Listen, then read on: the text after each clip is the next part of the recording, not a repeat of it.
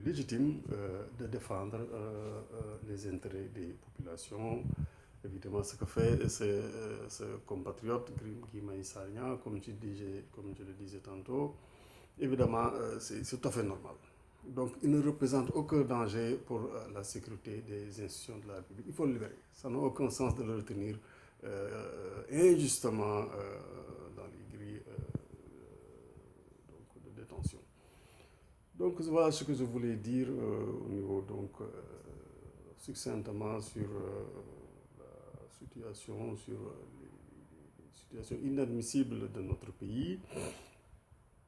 Je voulais tout simplement ajouter, le président de la République doit se ressaisir.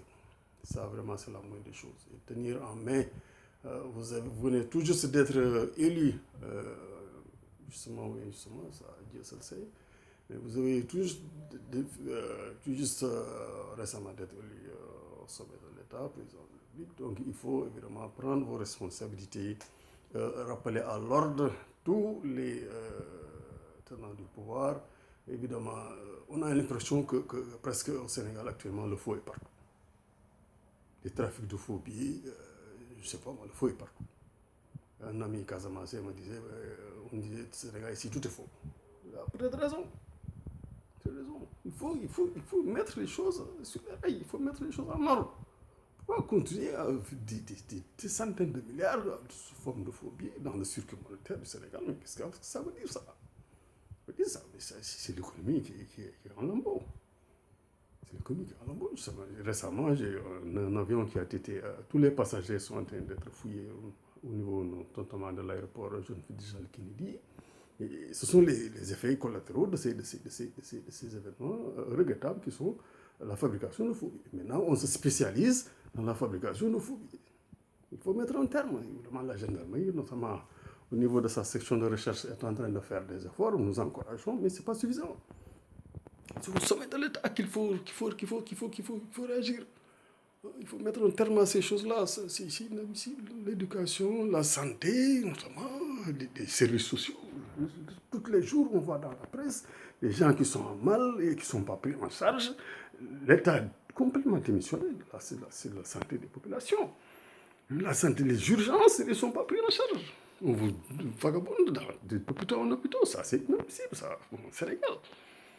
Macky Sall doit être au courant de ces choses-là. Ce sont des détails qui ont fait, ce sont ces petits détails-là qui ont fait tomber Abdou Diouf. Ah oui, ce sont ces petits détails-là qui font mal aux populations. Lorsqu'ils sont dans les urnes, ils se rappellent ces petits détails, ils vous sanctionnent. Ça, c'est sûr. Ce n'est pas les grands investissements qui vous feront gagner des élections ou je ne sais quoi encore. Donc, je crois que peut-être le seul bémol facteur positif, c'est notre aviation, c'est notre compagnie aérienne. À part ça, je ne vois pas, évidemment, peut-être les centrales solaires, mais à part ça, je ne vois pas ce qui est positif, extrêmement positif dans la gouvernance de notre président Macky Sall. Parce qu'il n'y a pas de ligne de conduite. Il n'y a pas on ne sait pas en 2022 ce que va devenir le Sénégal. Il n'y a pas une progression de notre situation économique. Tout est cacophonie, tout est détail, tout est désordre, tout est à peu près, tout est au jour le jour. Vraiment, ça c'est inadmissible. Tout est concentré dans la région de la presqu'île du Cap-Vert, alors qu'on étouffe. Il faut libérer, il faut élargir. Pour développer un pays, il faut élargir. Il faut que les populations soient en bonne santé. Il ne faut pas mettre les forces vives de la nation en prison. Il faut les libérer. Guy Maïssagna, bon, je ne le connais pas, mais il ne représente aucun danger pour notre sécurité. Il faut le libérer. Aucun sens. Mettre les gens en prison comme ça, leur priver de leur liberté. Il faut comme le disait Abdou Diouf, il faut que les choses bouillonnent. Il faut laisser les gens s'exprimer. Il faut prendre une sorte de dictature qui ne dit pas son nom. Je ne sais pas moi, ça n'a aucun sens. Ça n'a aucun sens. C'est le cacophonie. Voilà, donc ce que je voulais dire, les marabouts aussi ont leur responsabilité dans cette affaire. Il faut qu'ils réagissent, il faut qu'ils parlent. Il ne suffit pas de parler à grande masse qui ne vous écoutent pas parce qu'ils souffrent. Ce sont des gens qui souffrent énormément. Vous avez beau leur parler, ils ne vous écoutent pas. Les marabouts, notamment, que nous saluons nos chefs religieux, ils doivent s'adresser au gouvernement. Récemment, le calife de Tidjane en a parlé d'un langage très responsable. Et tous les khalifes devaient abonder dans le même sens. Nous saluons donc tous les khalifes, longue vie à eux, et à notre clergé, à l'archevêque, comment il s'appelle encore, Théodore Adrien Sarr, je crois, nous saluons. Donc longue vie à tous nos chefs religieux, mais ils doivent s'immiscer dans la vie sociale, économique de leur pays, parce que c'est leur rôle. S'ils démissionnent ce qu'ils sont en train de faire actuellement, voilà ce qui se passe. Les routes, n'en parlons pas. Les accidents, les voitures, des transports en commun qui devaient être révolus de la circulation, qui continuent de faire des dégâts. Il y a absence de services d'ordre dans les grands axes de circulation, évidemment. Les populations sont laissées à eux-mêmes. Il n'y a pas de gouvernement, il n'y a pas de premier ministre, il n'y a pas de président, il n'y a pas de ministre. Donc, tout le monde fait ce qu'il veut, et puis voilà. Voilà notre pays, voilà le Sénégal, voilà nos pays, Sénégal, Guinée, Côte d'Ivoire, Gabon, Bénin, tout ça là, évidemment, l'Algérie, c'est la catastrophe. Donc il faut se réussir pour éviter cette catastrophe, toujours du poids, que Dieu nous en préserve. Donc je crois que les États africains, vraiment, et Macron, le président français Emmanuel Macron, doit parler un langage de vérité, comme l'avait l'habitude de le faire le défunt François Mitterrand, paix à son âme, à nos chefs d'État.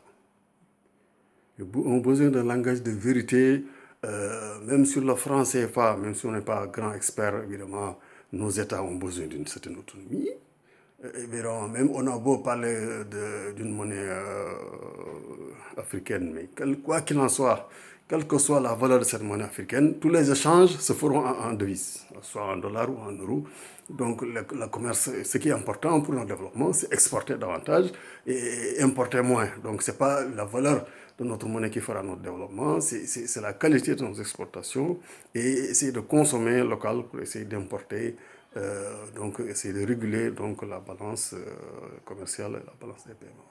Donc je crois que on n'a presque pas le temps de tout détailler, évidemment. Donc il y a nos présidents ont suffisamment de conseils et d'experts pour leur voir, pour leur dire ce qui est nécessaire pour, à court terme, de faire. C'est valable, ce sont des petits territoires. On ne peut pas rester 50 ans pour développer un petit territoire comme le Sénégal. Ça,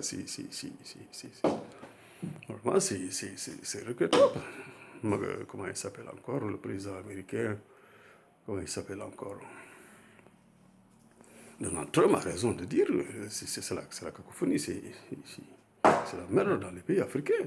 Les petits territoires, on n'arrive pas à 50 ans à se développer. Les forces vives de la nation sont découragées. On fait tout pour décourager les forces vives de la nation. On les met en prison, les conditions de vie ne sont pas notamment les conditions de transport ne sont pas optimales, les conditions de sanitaire, notamment l'accueil au niveau des hôpitaux, n'en parlons pas. La prise en charge de la grande masse, c'est ce qui manque pour nos pays africains. Et ça, les dirigeants n'ont encore pas pris conscience de cet fait. Ce qui les intéresse, évidemment, c'est leur entourage. C'est l'entourage, évidemment. L'entourage vit dans des conditions extrêmement optimales, mais le reste, ça ne les intéresse pas. Donc, il faudra donc rectifier, il faudra inverser la tendance et penser surtout au développement des grandes masses. Que toutes les populations soient concernées, pour ce développement. Voilà ce que je voulais dire. Et je salue tout le monde. Alhamdulillah, merci.